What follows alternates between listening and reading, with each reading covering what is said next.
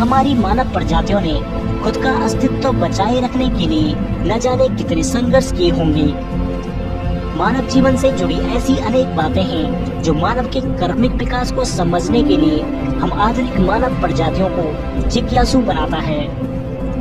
हम सभी लोग मानव की उत्पत्ति व विकास और रहन सहन यानी कि मानव जीवन की कहानी को जानने को इच्छुक रहते हैं। आमतौर पर ऐसा माना जाता है कि आदि मानव की उत्पत्ति 10 लाख वर्ष पूर्व प्लेस्टोसीन युग में हुई थी।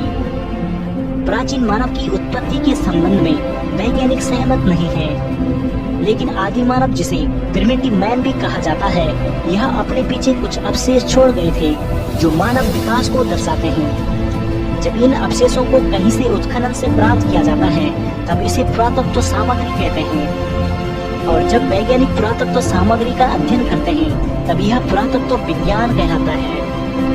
इन सभी अध्ययनों और खोजों से पता चलता है कि आदि मानव की उत्पत्ति और विकास, रहन सहन कैसा रहा होगा।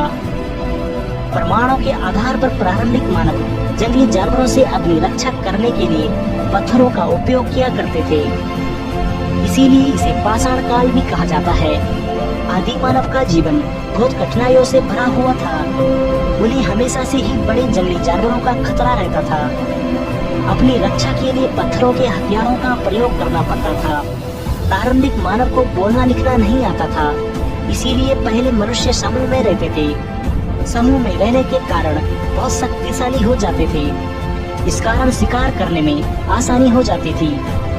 आदि मानव ठंड से बचने के लिए तथा अपने शरीर को ढकने के लिए पत्तों की छाल को पहनते थे।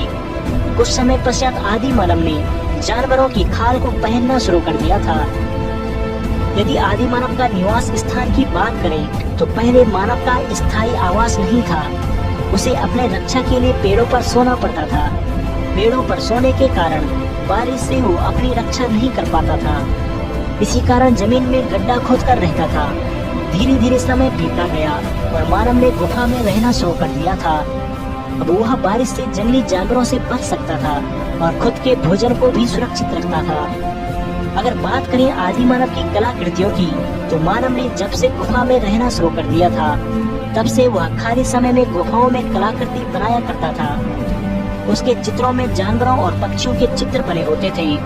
जैसे जैसे उसे अनेक कलाओं का ज्ञान प्राप्त होता रहा, वैसे वैसे उसका जीवन आसान और सरल होता गया और वह टेक्नोलॉजी के क्षेत्र में अपने आप को विकसित करता रहा। इसी के बावजूद निरंतर प्रयास के बाद उसे कृषि की तकनीकी का ज्ञान हुआ। आदि मानवों को कृषि के ज्ञान से उसके भोजन में प्रगति हुई। तो आदि मानव अपने भोजन में मांसाहारी के अलावा शाकाहारी भोजन का भी इस्तेमाल करने लगा था।